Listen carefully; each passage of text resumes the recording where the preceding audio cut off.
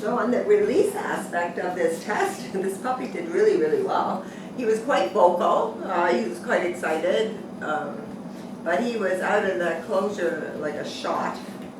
And so far he's been pretty well all around the little room here, checking things out. Hi, hi. So, wow. So, a really nice confidence level, as you can see. He's got a beautiful movement running around the room there. Hey, are you going to come and say hello to me proper? So, hi. Can you stop for a minute? Yes. Hi. So he's never met me before, so I just want him to know that I'm friendly and approachable and safe. This is the first time he's been separated from his litter mates and carried across a parking lot, dropped in this room. So he's never met me or he's never been in this room before. So those are actually pretty high stressors for a puppy. And look at him. Like if he's feeling stress, he doesn't feel it at all. He's handling it very well.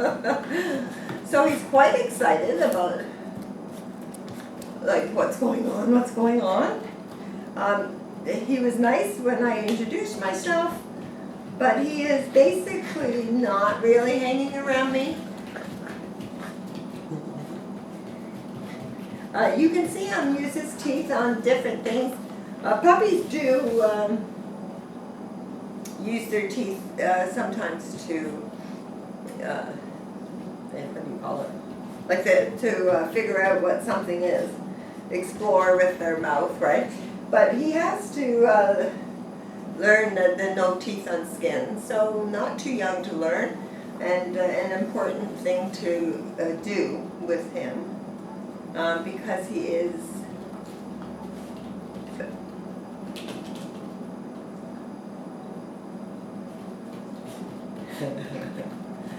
I think he hasn't really done it yet with my hands or anything, so I'll approach that if he does.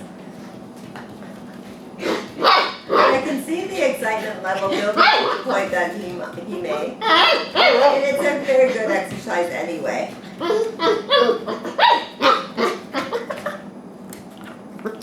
This little guy can hardly contain himself, he's so excited. So they puppy, come here. Puppy, puppy, puppy, puppy. Yes. Yeah. What's going on? So I'd have to say that he's definitely environmental. He's not really looking to me for company or for help, assistance, even to play. Now, I'm not sure. He's really trying to itch. The itching can be a bit of a the scratching can be a bit of an energy displacement. He doesn't know what to do with all this energy. So we should get up. Should we get up? So definitely in the interaction portion, he's got a beautiful body height and his tail hasn't stopped. He's very energetic. But he is definitely leaning, definitely environmental over social at this point. So those are not, it's not one is better than the other, it's just a different way of perhaps approaching their schooling and their upbringing. So if he didn't care about me at all, and he's just running around the room, I want to get a bond with him. I want to teach him to follow me, but as you can see, once I'm up and moving around, he's quite social. So I think when he came in, he just had so much energy and so much excitement that he didn't want to sit still. So in this part of the test, he is definitely showing, yes, a much more social tendency, which is really nice. So this, yes, you can play with that. Do you want to play with it? Let's go play with it. Can you go with it? Go inside. Go inside here. Look. Go inside. Look. Go. Yay! Yay! Go inside. Look. Go inside. No? You don't want to? You don't want to? Never make them do anything. Just ask. Poodles are very responsive. More likely to do anything for you if you ask them rather than tell them. Is that yes? Yes? So very, very good. So the idea of this exercise is to start small in a small room. Give the idea that you would like him to follow, and start your come. If you have to use treats, use treats. Yay! Puppy come. Puppy come. Yay! Good boy. Good boy. Then you would make like a lot of praise if he comes, because you're starting that exercise. And he's not too young to start. And that makes the room bigger with different toys. And repeat the process. You want him to be able to play with stuff. He doesn't necessarily have to be stuck to you like glue, but he has to want to know where you are, and he should be responsive when you call.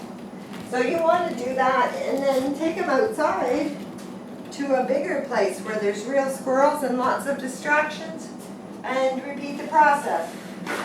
So a lot of people take their puppy to a dog park and get really upset because the dog is so interested in everything but them, and they get a little hurt. But you haven't put in the time. You have to put in the time for the bond and the want. He has to want to know where you are, and that's why you call it checking in. So ideally you would play with other dogs and people, and always know where you are. That's what you want. You shouldn't be chasing him down all the time. So this is really nice. He's done a really nice job. He's very responsive. Puppy, puppy, puppy. Yeah, he's quite a vocal little guy. So we're gonna pick him up now. What do you think of that? Yeah, lovely kisses. So we do a little bit of a patience and tolerance test. Basically, you do need patience in life, and they have grooming and they have vets, and you can't be with them 24/7, so they have to have a tolerance and patience level. This guy has it in spades. He's just met me. He has no reason to trust me or anything. He went from running around the room to being held still, so he couldn't have done any better. So that's wonderful. And he's right back at me with his tail wagging, so it didn't upset him. He's like, his nose isn't out of joint or anything. So that was wonderful. He did a really, really good job. Didn't you, puppy? Yeah? What's this? Hey, get in here. What's this? Very good. Very good. Yeah? You want to go get it? You want to go get it? You didn't get it? No, you'd rather play with my hands than follow the paper. Got a little stretching. That's a little careful because he didn't know what it was. You want to go get it again? Look. Yes, puppy. Puppy, bring it here. Puppy, bring it here. Bring it here. Good. So, a little indirect. Want to do it again? You want to do it again? No. Puppy, bring it here. Puppy, bring it here. Puppy, bring it. Yes. Absolutely super. So, like, to start, that's super. Hey, it's very interactive. interested, happy. Yeah. So that's also a great bonding exercise. It's a great physical and a great mental exercise for him. So if it's, it doesn't have to be paper, but get a ball. I'm sure it'll be like a great thing for him. He pretty well responded exactly how I'd like him to respond. So that's really good. So I haven't given him a treat. Like I haven't needed to because he comes when you crawl. So I'm going to give him a little treat. You want this?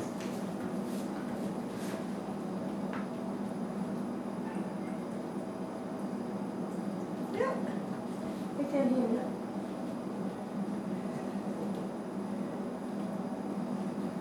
So a little different. They've had puppy food only, so it's a little harder, a little different taste, a little different texture. He seems to have eaten it. And we do a treat test because it's important how the puppy reacts to a high quality treat.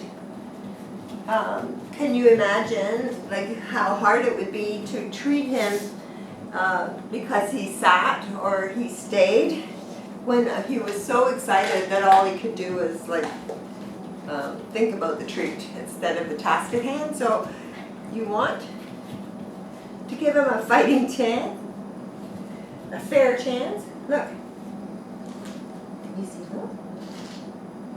Yeah? Look here. Look, not the cup. I want him to see the treat.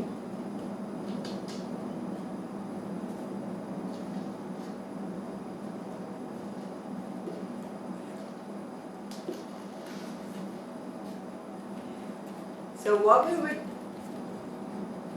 okay, so he's smart enough to leave the cup. So there was a small loss of focus. So basically, if there was a huge loss of focus, he would not even remember that the treat was there. He would just start batting that cup around and playing with it.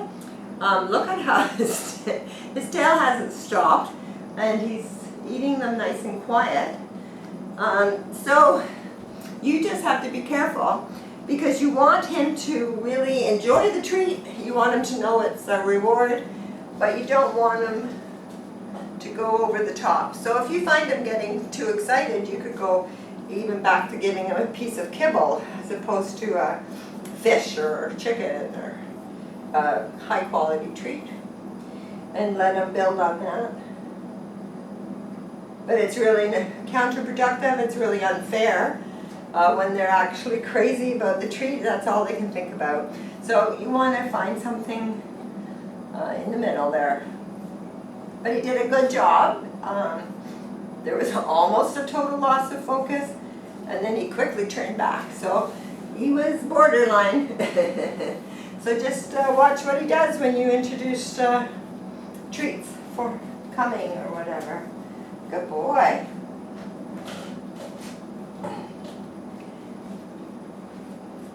Now. Very impressive tail. It hasn't stopped. Hey. What do you think? Want this ball? No? You want this ball? This ball.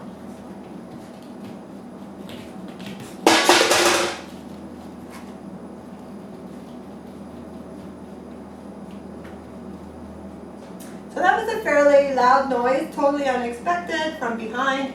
And we do expect a reaction, like a turn or, but it's how they recover from that that is important. You can see that he didn't run to me and ask to be held or helped. He didn't run back to the enclosure and shut down. Instead, he went to where the noise was and checked it out. And I will say that he is totally recovered. Look at his tail, his body height. He's showing me no stress level at all. So that is quite a nice level of confidence on that test. Okay. There's a lot of puppies that just go back or hide in a tent and just lay down, and I can't hardly get them moving forward again. So this guy did extremely well. What's this? Aha.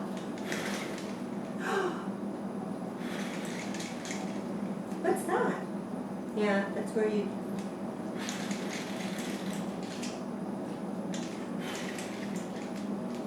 So this is not annoying him or scaring him at all. So a lot of puppies,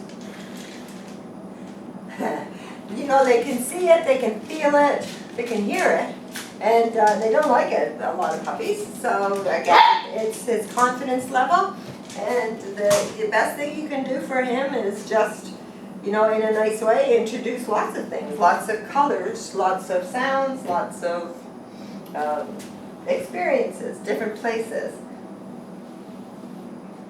I don't know what he's got there, but there we go. Just broaden his world and keep that lovely confidence that he's got. Now we do a bit of a prey test because we want to know how strong is that prey drive. And he was attached immediately, well, as soon as he saw it, because he was looking or smelling something over there.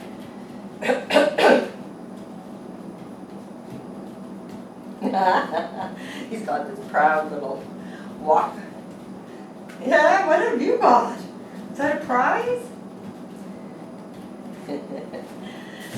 So a little bit of a kill shake. Now the prey drive is pretty innate, like they're born with it. They either have it or they don't. It's not a bad thing. It's just you know, you might it helps you know what you have to focus on in his training, and that would be any exercise that puts his focus on you when you call him. So the watch me, the drop it, the leave it, the come. Basically all those things are a safety thing, really. You don't want him running in front of a car. You don't want him with a porcupine. So you want to be able to redirect that attention. And he has a lot of confidence. He's a little bit environmental. He is environmental. So he has a lot of confidence. He's environmental, and now he has this prey drive. So I think that's pretty well what you would concentrate on. And the more bond you have with the walking exercises and play, and of course the time that you spend with them will create that bond. All good. So he's absolutely lovely, he's energetic, he's going to be a lot of fun, and I hope you enjoy him.